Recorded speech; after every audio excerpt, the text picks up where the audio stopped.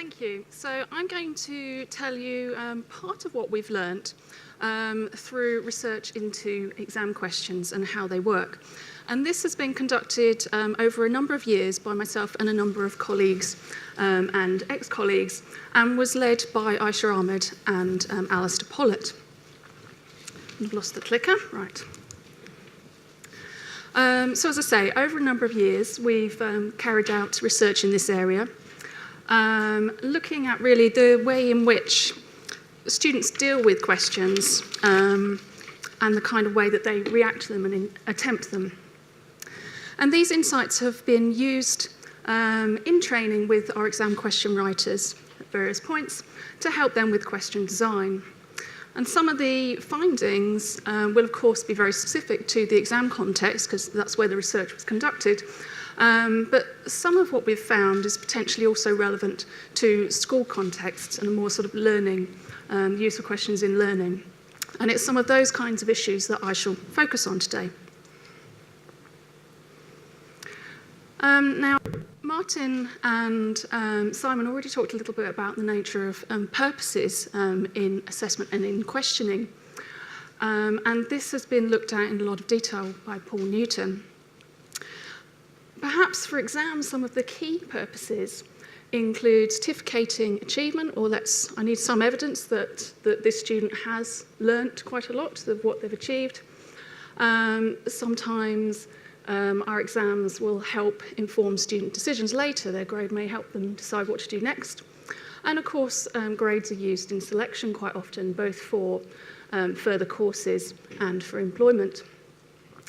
But in order for these purposes of exams to be met, some of the key things that are necessary is that the questions actually trigger responses that show the student's knowledge, understanding and skills in the areas that we're interested in, and that the student results reflect those things. And this is the validity theme that has already come up today.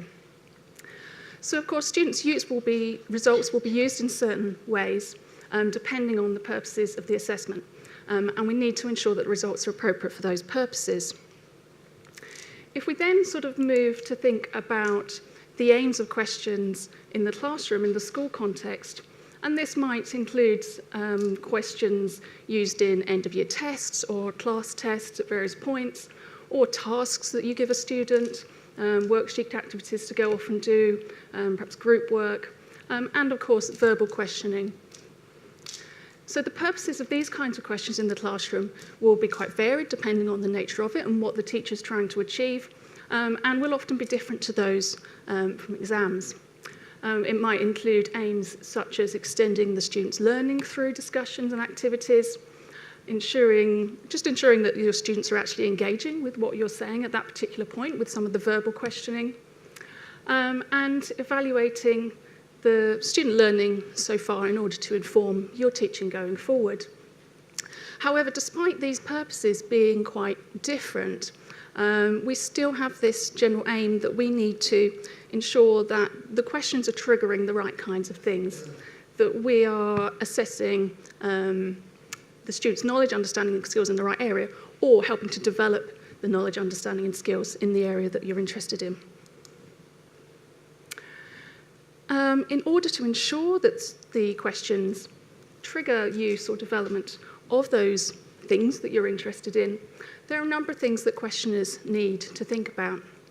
They need to think about how students think.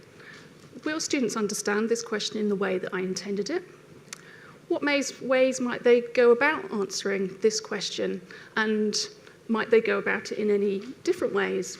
Does it matter if they go about it in a different way to how I anticipated? What different ideas might they use? What kind of responses might they come up with? How am I going to reward and praise those responses? And how will learning be encouraged through discussion of their responses or their reactions to the question that I've set them? And we also need to think about, what if students surprise us in certain ways? What if they give us responses that we weren't expecting, or they understand the task in a way we weren't expecting? How do we deal with that? Does that cause us problems with achieving the aims of our question? And I just want to sort of pause now for a moment to think about the different ways in which question practice in the classroom the different aims that it can have, the different purposes of that. So there's a contrast here between using questions in the classroom in a way that's really about making sure students are prepared for an exam. So there's a lot of use of past papers by teachers to make sure that the students aren't going to be surprised when they enter the exam room and see the nature of the questions. And that can be helpful to a degree, but equally isn't what we want teachers to be spending all their time doing. Questions, in contrast, could be used to develop students' learning through the activities that they undertake as a result of your question. And if we go even further, we can see the use of questions in the classroom as potentially aiding students' learning of how to learn and encouraging deeper thinking. And that's sort of a very sort of skilled use of the teacher by these questions to take the students a step further, so to give them a challenging task. And then when they start to get stuck, give them different ways in which they can get past being stuck and sort of learning that resilience to keep working through on a task. And I'm not really an expert in this, but I'm hoping that's a theme that might continue through the day. So going back to our research, this has identified a number of ways, a number of features of questions that can affect how well the question is understood by students and how they attempt it. And the features that I'm going to look at today from that are the ones which I feel are likely to be more relevant to classroom, school-based context, as well as to the exam context. So we're going to be looking at issues around language and readability, the use of visuals with questions, so we might provide a graph or something, the use of context in questions, so where we're setting up a little scenario of some kind and then we ask the students to work within that, do something with it. And then finally, student expectations. And this isn't a feature as such, but it's interesting how students will build up certain expectations of exams over time. And if there's a conflict between those and what appears in the exam question, or whatever kind of question, then that can potentially cause some interesting challenges. So to begin with language, readability and clarity and so on, the wording used in questions is, of course, very important to ensuring that our students understand that question as it was intended, with no ambiguity. And the students need to know as well what kind of answer you're expecting from them, an essay, to draw something on a diagram, and so on. Now, if we had a problem with this, if the students don't understand what we're asking them to do, then it can be harder to actually find out whether they could have completed that task or not. And note that in the classroom context, this may be somewhat less problematic in that the teacher is there. If they see that the students have understood this in a different way to expected, they could choose to correct that and direct the students in the way that they wanted, or they could actually decide, well, actually, this is going to be quite a fruitful line of thought if I allow my students to continue thinking about this instead. So generally, in exams, other than where we're assessing language, we don't want the language to get in the way of us being able to assess the students. We're not trying to test their reading skills normally, and so that's something that's very important when designing a question. Though that said, there will be specific terminology in particular subjects that's expected within that subject and that we expect students to know and be able to use, and in which case it may be perfectly reasonable if that makes the task harder. So some basic advice here to do with language use in questions. Generally, simple sentence structure is recommended, working subject, verb, object in sentences. It's good to avoid very long sentences with a lot of information in them. We can break those down. But on the other hand, we don't want to end up with questions where the students are given of lots of sort of very short staccato sentences, if you like, and then it becomes quite difficult to read. We need to use natural language so that students can see the links between different ideas in the question that we're giving them. Of course, we need to avoid ambiguity in our questions, and as mentioned, we should probably be avoiding difficult vocabulary that's not really related to the subject area. So let's look at an example question from science. And this example actually appears in a very useful little booklet from the British Association of Teachers of the Deaf. And actually that's a very useful document. And some of what we've sort of discovered is some of the advice to help particular groups of students can actually be good practice in general for all students. But anyways, we will have this question with quite a lot of information in the sentence. If you were provided with these rods and so on, how would you identify each of the rods? And we can quite easily break that down into a number of sentences that makes the information more accessible.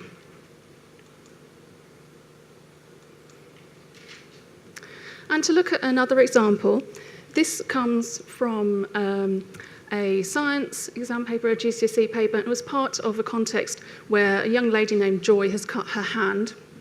We're told that bacteria get into the cut and cause an infection. The diagram shows how Joy's temperature changes as the number of bacteria change. What happens to the number of bacteria after infection? Okay, I'm going to ask you a question now. I'm going to ask you to answer this question. Who thinks the number of bacteria goes up? Hands up, please. Oh, okay, we've got a few. And who thinks the number of bacteria goes down? Oh, not as many, okay. You guys think a bit more like examiners then. Some of the students we saw when looking at responses to this question appeared to be they weren't entirely sure what was meant by after infection. Do we mean after the point of infection? Or do we mean, well, infection like my illness? I've had an infection, but I'm okay now. It's like getting better.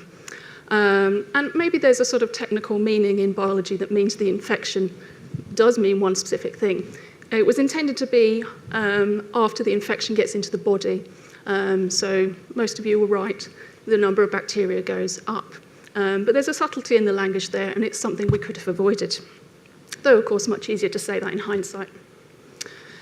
An example where here that a difficult piece of vocabulary was used in an exam question, and the examiners very helpfully defined this for students so that it wouldn't cause them problems in accessing this question.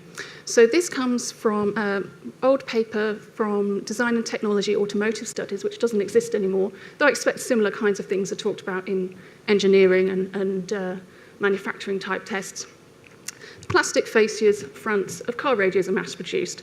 Name a manufacturing process that could be used. So that word fascia could have been hard for students. It's not part of the required knowledge in the subject, so they've defined it for the students so that it's not an obstacle to them. Okay, so now to think about the visual resources that we might provide a student with a question. So this might be things like graphs, tables, photos, maps, and so on. These can be very useful in exams to serve various purposes. However, visuals are, in terms of how we process them, a lot more salient to us. We can see an image and get a very quick impression of the meaning of that, whereas with text, we have to start reading phrase by phrase before we really start to get much meaning from it. And because of that salience and difference in processing, they can dominate students' thinking when they're dealing with a question, and we have to just sort of be careful that that's not going to distract. And it may be that students are more likely to interpret a visual in different ways to each other than text. So we have to sort of be mindful of that as well. Shorrocks, Taylor, and Hargreaves looked at or identified 3 types of illustration in terms of the way that they're used. They talked about illustrations that were decorative, where they didn't really form part of the purpose of the question, that weren't needed in any way. Ones that were related, that supported the text and identified, sort of helped emphasize ideas. And ones which were essential, the ones where the students are actually going to really need those to either understand the task, or perhaps they actually need to use them in their answering, such as drawing on a graph. And we need to sort of think about if we were writing a question and preparing a question for students, which of those does my illustration fall into if I'm thinking of using an illustration? And what are the pros and cons of including this? Do I really need it? Generally, with older students, we wouldn't include images that are just decorative through the risk of then potentially being distracting. But in the classroom context, it's probably less important and quite useful to have different ways of engaging students. So some of the pros and cons of using visual resources in exam questions: they allow us to assess certain skills that we couldn't assess otherwise. They reduce complexity and abstraction. They can provide more information more efficiently, potentially, than words alone. A table with data in can provide information much more quickly than trying to write that in prose. There's some evidence from the literature that use of images can aid learning and recall, and some discussion that they may help motivate and engage students. On the other side of this, we have this issue of potential salience and affecting interpretation, that visuals can be quite rich in what they include. So a photograph in a geography paper, perhaps, we might be expecting that students will pick up on certain things, but perhaps there might be other things that they also identify in that photo as well that we weren't expecting. And we sort of need to weigh up, well, actually, is that going to be a problem to this question in terms of what I want this question to achieve for me in whatever context? Different students may interpret it differently.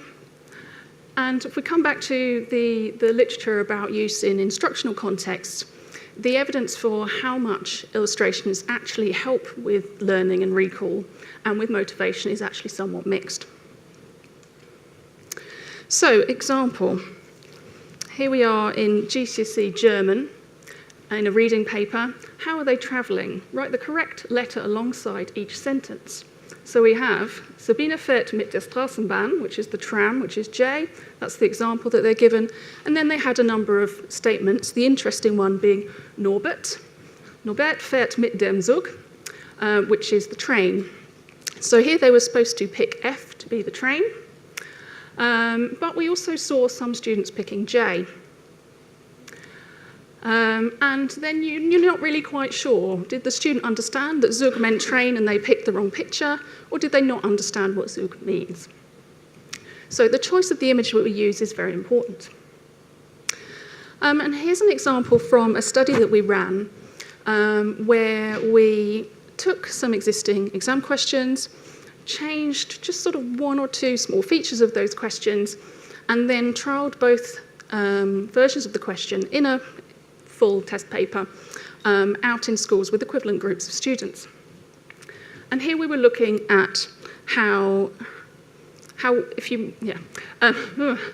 this question, it's really about pivots and whether students understand the relationship between weight and distance from pivots. But in the first example here, we have a conflict between what the text tells us, that the end B moves down, and the diagram, which shows us the beam is straight. And some students were selecting that the two are equal weight. So our second version obviously shows them actually what's happening, and the text matches the image. And this is what we found, that about 80% got version 1 right, and about 16% of them were selecting that they're equal. And then you sort of wonder what's going on. And actually, with our second version, where the text and the image matched, the students almost all got this right. And I mean, in a way, you could say it was quite it then makes the question very easy. But if the only reason that some of the students are getting it wrong is because they're not reading the text properly and don't notice that, then you wonder what you're really assessing with this question.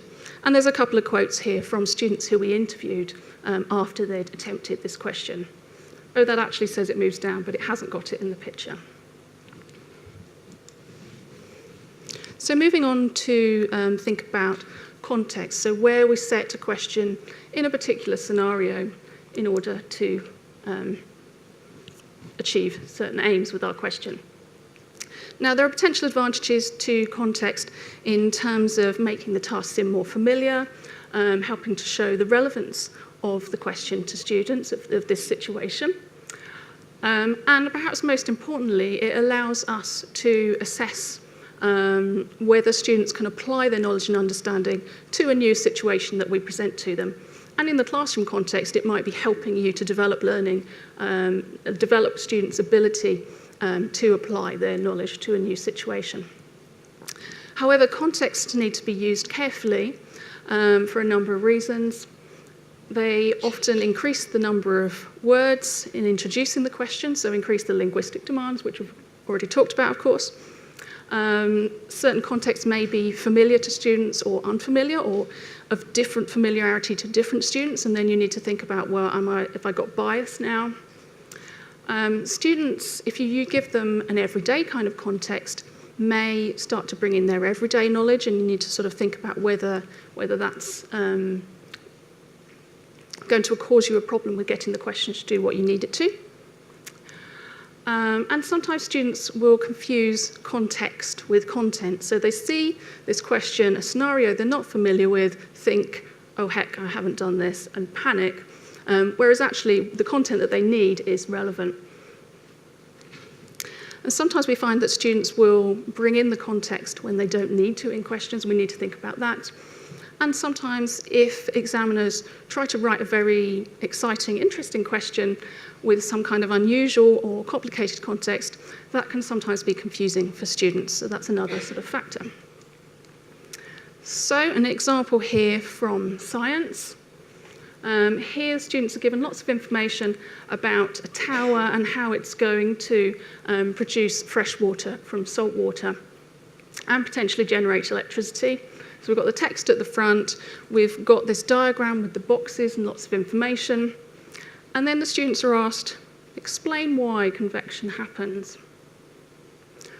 So really here they just needed to give a sort of textbook explanation of what is convection, that it's about gases warming up, becoming less dense, and rising, and so on. They didn't need to use the context, but a lot of them tried to, and that showed that actually they found this context quite confusing. And we could probably use a simpler context to test the same thing. And an example here from business studies. Here they had a case study to do with a particular company called Collier's. And we're told that Collier's planned to produce a bar made of white chocolate and filled with nuts and caramel. It intends to target its market at people who are keen on keeping fit, which I won't go there. But they're asked to recommend a name for the bar and give reasons. And their responses, the marks were given for the reasoning. So if they called it Nutty Caramel Energy Bar, they could say, well, I'm telling people that it's got nuts in, I'm telling them it's going to give them energy for whatever sports they're going to do, and it's got caramel. So it's the reasoning that was important. But a long name like that is in conflict with what students expect from their everyday life about what a chocolate bar is normally called. We usually have quite sort of short chocolate bar names that don't really tell you much about the product. Of course, in business studies, they will have been taught what's expected in this kind of question, that they need to give their reasoning that that's important, not some kind of short, snappy name. But there's a sort of potential conflict there. Which leads us nicely into thinking about student expectations. Students will build up expectations relating to answering questions in the classroom based on what kind of responses they've given before and what the teacher thought of them, how the teacher reacted to them. And over time, they'll build up expectations of what might be expected in a test or an exam through their experience of lots of tests and exams and looking at past papers and so on. And usually, we build up expectations every day from all sorts of experiences that we encounter. And usually our expectations are quite helpful and make us more efficient at dealing with something. And in this case, the student's dealing with a question. However, if there's some conflict between their expectations and what's presented in the question, then that potentially could cause them to struggle with that question. And yes, so their expectations may influence how they understand the question and what kind of answer they think they should give. So here's a question. We're back in science again. This was part of a longer question to do with producing fertilizers in factories. The students are told that the factory makes ammonium nitrate. Write down 3 costs of making ammonium nitrate in the factory. That was the original version of this question that appeared in a paper. And what we saw when we looked at some of the students' responses was that not all students realised what was intended by the words cost in this question. So in this particular syllabus specification at this time, students were expected to deal with the financial costs of certain factory processes. So what things have the factory got to pay for? So the responses expected were things like staff wages, energy costs for running the factory, and the raw materials. But in the responses that we saw, there were some students who were interpreting costs in a different way. There were students who talked about environmental costs of this process. And there were students who sort of interpreted costs as disadvantages. What are the downsides of this process? And they tried to give quite interesting answers around this. To look at how big an effect expectations might be having in this question if students didn't expect to get marks for financial issues in an exam paper in science. This was another question that we trialled out in schools with an alternative version. And here it's not very eloquent. Write down 3 things that the factory will have to pay for to make ammonium nitrate in the factory. So it should be clearer what we're getting at here, even if it's something that students aren't exactly expecting. And we saw some improvement in the marks here with more students getting started on this question and able to score 1 or 2 of the marks. So just a few sort of final points really on this is that from the work we've done, we generally, when we're training people in this area, we try to encourage a reflective approach, to be thinking about how are real students going to react to this. So it's important to think about how the question's features may affect how students will understand the task and how they'll respond, and how those features might affect how difficult the task might be, and whether that task is really going to measure the things that you were interested in. And thus, that sort of brings in, well, how well is this question actually going to meet the aims that I had for this question in terms of either measuring performance or facilitating learning, or whatever other purpose you might have for your question. Thank you.